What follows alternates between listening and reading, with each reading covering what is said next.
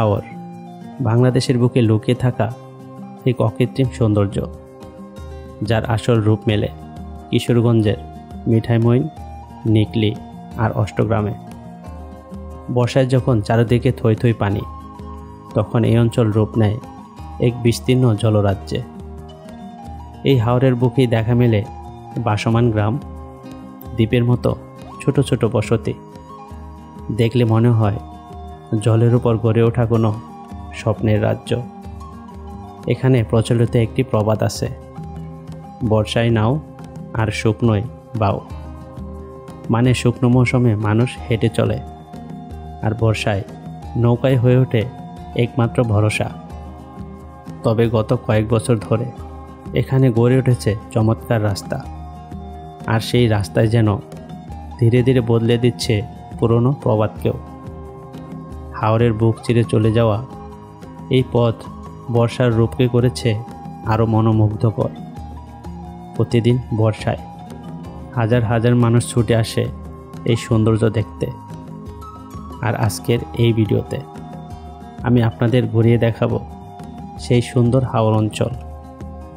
দেখাবো কিভাবে যাবেন, কোথায় খাবেন আর কোথায় ঘুরবেন।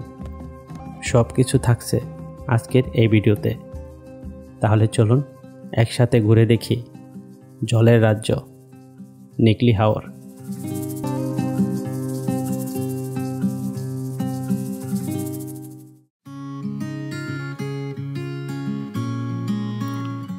সাধারণত মিঠাইমন যেতে হলে সবাই নিকলি ঘাট ব্যবহার করে, কিন্তু আমরা এবার একটু ভিন্ন পথে এসেছি। নিকলি ঘাটের বিকল্প হিসেবে আরও একটি ঘাট হলো বালিখোলা ঘাট। আমরা ঢাকা থেকে মাত্র 300 টাকা ভাড়ায় ওজানবাটি পরিবহনের বাসে সরাসরি পৌঁছে যাই কিশোরগঞ্জের চামড়াঘাট। সেখান থেকে মাত্র 10 টাকা সিএনজি ভাড়ায় চলে আসি বালিখোলা ঘাটে। এখান থেকেই নৌপথে মিঠাইমনের উদ্দেশ্যে যাত্রা শুরু করা যায়। এটা একদম নতুন একটা অভিজ্ঞতা, ভিড় কম, ভ্রমণ আরও আরামদায়ক। তাই যারা ভিন্ন কিছু এক্সপিরিয়েন্স করতে চান তাদের জন্য বালিখোলা ঘাট হতে পারে নিকলি ঘাটের এক দারুণ বিকল্প। আপনারা যদি নিকলি ঘাট হয়ে যেতে চান, তবে কিভাবে যাবেন তার পুরো তথ্য আমি ডেসক্রিপশন বক্সে দিয়েছি, চাইলে সেখান থেকে দেখে নিতে পারেন।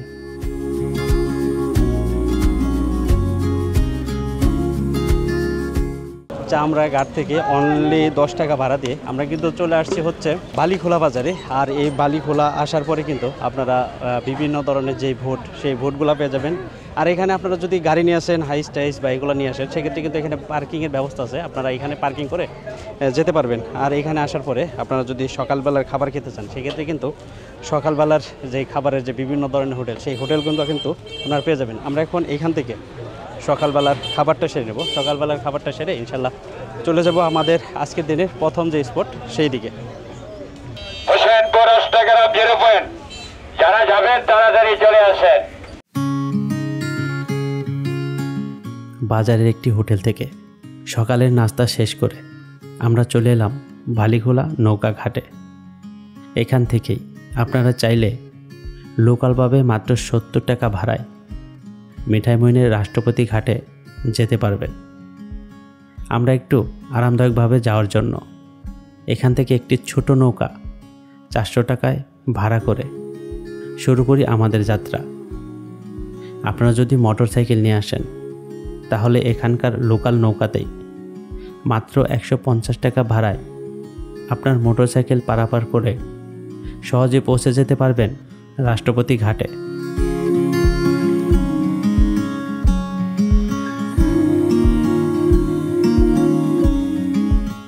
আমরা এখন যাচ্ছি হচ্ছে রাষ্ট্রপতি যে ঘাট, সেই ঘাটের দিকে আর কি। আর এইখান দিয়ে আপনি যখন এই বোটে যাবেন, বোট দিয়ে যাওয়ার সময় আপনার আশেপাশে যেই ছোট ছোট গ্রামগুলো আর কি, চতুর্দিকে পানি, মাঝখানে ছোট ছোট দ্বীপের মতন লাগে এরকম আর কি। আর আশেপাশে অনেক ব্রিজ আছে, আর যে রাস্তাগুলো আছে, রাস্তাগুলো পানিতে ডুবে গেছে। আর এখান দিয়ে যাওয়ার সময় আপনার অনেক ভালো লাগবে। আমরা যখন বালিখোলা ঘাট থেকে রাষ্ট্রপতি ঘাটের দিকে এগিয়ে যাচ্ছিলাম। নৌকা থেকে দুই পাশের দৃশ্য যেন চোখ জুড়িয়ে যাচ্ছিল।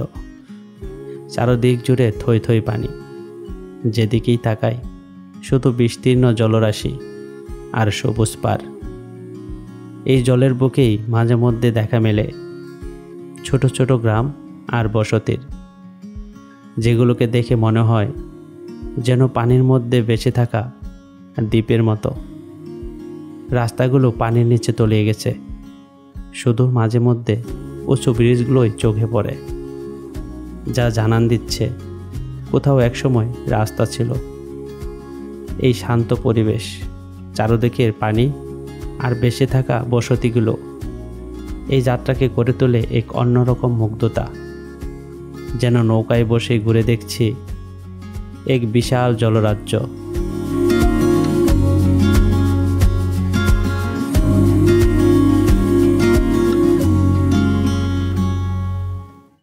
বালিখোলা ঘাট থেকে 50 মিনিটে কিন্তু আমরা চলে আসছি আমাদের আজকের দিনের প্রথম স্পট, রাষ্ট্রপতি ঘাট। এটা হচ্ছে রাষ্ট্রপতি ঘাট। আর এই ঘাটের এখানে আসলে আপনারা বিভিন্ন ধরনের যে নৌকা সারিবদ্ধভাবে সুন্দর করে সাজিয়ে রাখা হয়েছে, সেই নৌকাগুলো পেয়ে যাবেন।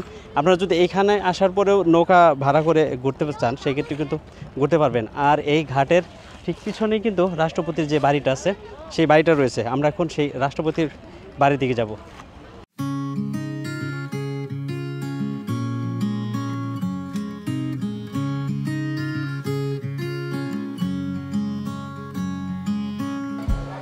রাষ্ট্রপতি ঘাট থেকে অনলি 1 থেকে 2 মিনিট হাঁটার পরে কিন্তু আপনারা যে রাষ্ট্রপতির যে বাড়িটা, সেই বাড়িটা পেয়ে যাবেন। আমি এখন আছি সেই রাষ্ট্রপতির বাড়িতে। আর এইটা হচ্ছে রাষ্ট্রপতি বাড়ির যে মেইন গেট, সেই গেটটা আমি জাস্ট এই যে এইখান দিয়ে ভিতর দিকে প্রবেশ করলাম। এই বাড়িটার সামনে হচ্ছে এরকম খোলা মাঠ, আর খোলা মাঠের ঠিক সামনে যেরকম দুইটা বসে থাকার জন্য প্লেস করে দেওয়া হয়েছে। আর এই যে এই পাশে কিন্তু নামাজ পড়ার জন্য একটা মসজিদ রয়েছে।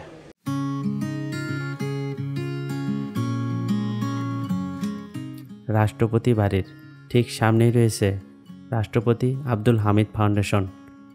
এই ফাউন্ডেশনের পাশে রয়েছে একটি পুকুর, যার চারপাশটা বেশ পরিপাটি আর শান্ত। ফাউন্ডেশন ভবনের ঠিক পাশেই রয়েছে মেইন গেট, যেখান দিয়ে রাষ্ট্রপতি বাড়ি এবং ফাউন্ডেশনে প্রবেশ করতে হয়। আজকের দিনে এখানে ভিড় করেছে অসংখ্য পর্যটক। কেউ ছবি তুলছে, কেউ ঘুরে দেখছে এই ঐতিহাসিক জায়গা।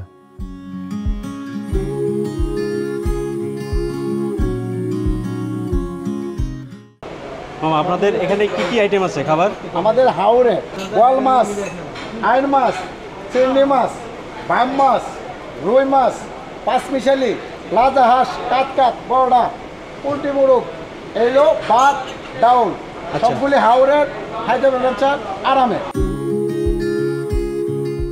রাষ্ট্রপতির বাড়ি ঘুরে দেখার পর আমরা চলে আসি মিঠাইমইন ঘাটে। এই ঘাটেই ভাবির হোটেল সহ বেশ কিছু স্থানীয় খাবারের হোটেল পেয়ে যাবেন। এখানকার একটি হোটেল থেকে দুপুরের খাবার শেষ করে আমরা 600 টাকায় একটি অটো রিজার্ভ করি, আর সেখান থেকে যাত্রা শুরু করি মিঠাইমইন 0 পয়েন্টের পথে। আপনারা চাইলে এখান থেকে মাত্র 10 টাকা ভাড়ায় অটোতে করে সহজেই মিঠাইমইন 0 পয়েন্টে যেতে পারবেন।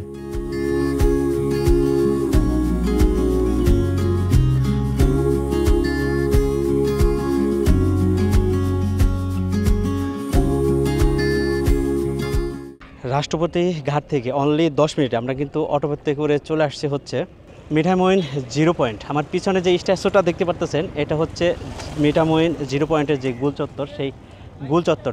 আর এখানে আসার পরে যে হাওয়ার ভিউ নামে একটা রেস্টুরেন্ট পেয়ে যাবেন, যেখানে আপনি এই সুন্দর একটা পরিবেশে যদি খাওয়া দাওয়া করতে চান, সেই ক্ষেত্রে করতে পারবেন। আর এই যে এই পাশে আরও কিছু দোকানপাট পেয়ে যাবেন। আর এই যে এইখান দিয়ে এরকম সুন্দর করে কিন্তু রেলিং করে দিয়ে দেওয়া হয়েছে, যাতে আপনারা এইখানে দাঁড়িয়ে দাঁড়িয়ে এই সুন্দর একটা ভিউ নিয়ে ছবি তুলতে পারেন। মিঠাইমইন 0 পয়েন্ট এটি এক অসাধারণ স্থান, যেখানে 3টি গুরুত্বপূর্ণ উপজেলার সংযোগস্থল গড়ে উঠেছে। একদিকে রাস্তা এসেছে অষ্টগ্রাম থেকে, আরেকটি এসেছে ইটনা থেকে, এবং তৃতীয়টি এসেছে মিঠাইমইন ঘাটের দিক থেকে। এই 3টি রোড একসাথে মিলিত হয়েছে একটি কেন্দ্রবিন্দুতে, যেটা এখন পরিচিত মিঠাইমইন 0 পয়েন্ট নামে।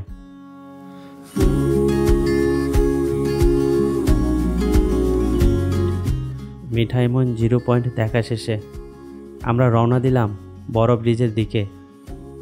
এই যাত্রার পথটুকু ছিল আরও মনোমুগ্ধকর, কারণ বড় ব্রিজে যাওয়ার পুরো রাস্তা অষ্টগ্রাম পর্যন্ত আলপনায় সাজানো। রাস্তাটির দুই পাশে বিস্তীর্ণ হাওরের পানি, আর মাঝখান দিয়ে চলে গেছে একটি সরু পথ, যেন জলরাশির বুক চিরে আঁকা এক শিল্পময় সেতু।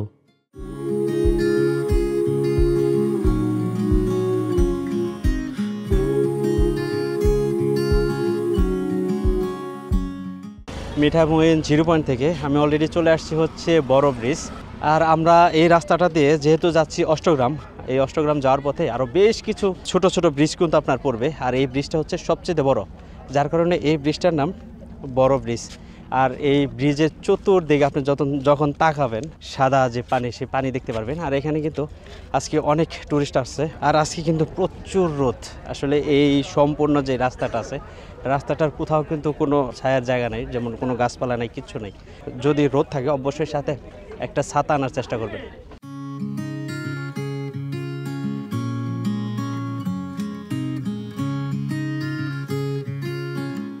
বড় ব্রিজ দেখা শেষে 10-15 মিনিটের মতন আমরা যখন অটো নিয়ে সামনের দিকে আসলাম, তখন এখানে আরেকটা ব্রিজ, সেই ব্রিজের পাশে সৌন্দর্যটা দেখে আসলে অটো থামাতে বাধ্য হলাম। হাতের সাইজ দেখেন, আমার পিছনে যে ছোট ছোট যেই ঘরগুলো দেখা যেতেছে, মনে হইতেছে কি যে চতুর্দিকে পানি, আর এই যে মাঝখানে ছোট ছোট দ্বীপ, সেই দ্বীপের মধ্যে এরকম ঘরগুলো দেখা যেতেছে। এগুলো কিন্তু চতুর্দিকে পানি, মাঝখানে শুধু ছোট্ট একটা দ্বীপের মতো একটা জায়গা, এরকম একটা জায়গা। আর এখানে আসলে পরে আপনি যখন এই ভিউটা দেখবেন, দেখার পরে আপনার এত ভালো লাগবে, আর আপনি এইখানে নামতে বাধ্য হবেন, এমন একটা জায়গা।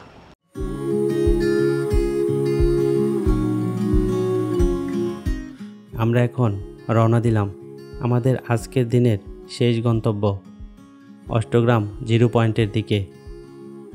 যতই আমরা অষ্টগ্রামের দিকে এগিয়ে যাচ্ছিলাম, আকাশটা ধীরে ধীরে হয়ে উঠেছিল মেঘলা।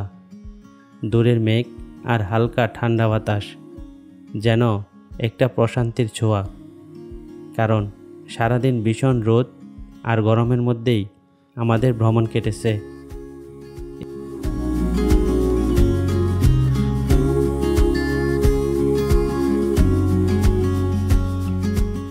আমি এখন যে জায়গাটার মধ্যে আছি, এটার নাম হচ্ছে অষ্টগ্রাম 0 পয়েন্ট। আর আমার পিছনে দেখতে পাচ্ছেন একটি যুদ্ধ জাহাজ। আর অটোতে যদি আপনারা আসেন, এই জায়গা পর্যন্ত আপনাদের আসতে সময় লাগবে হচ্ছে প্রায় 1 ঘন্টা।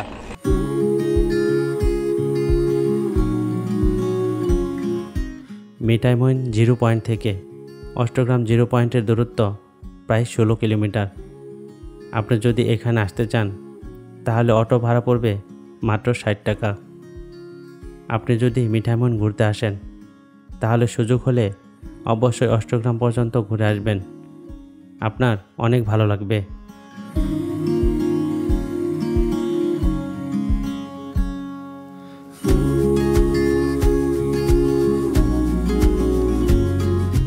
সারাদিন ঘোরাঘুরির পর আমরা এবার ফিরে যাচ্ছি মিঠাইমইন ঘাটের দিকে।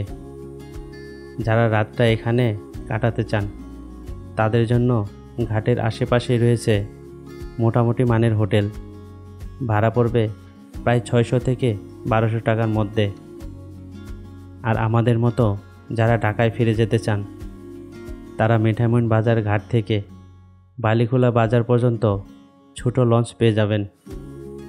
জনপ্রতি ভাড়া পড়বে মাত্র 70 টাকা। আর বাইক থাকলে সেটা পার করতে লাগবে 150 টাকা। সেখান থেকে সহজেই ঢাকার উদ্দেশ্যে যাত্রা করতে পারবেন। এই ট্রিপে আমাদের প্রতিজনের মোট খরচের বিস্তারিত হিসাব ডেসক্রিপশন বক্সে দেয়া আছে, চাইলে দেখে নিতে পারেন। আজকের মতো এ পর্যন্তই।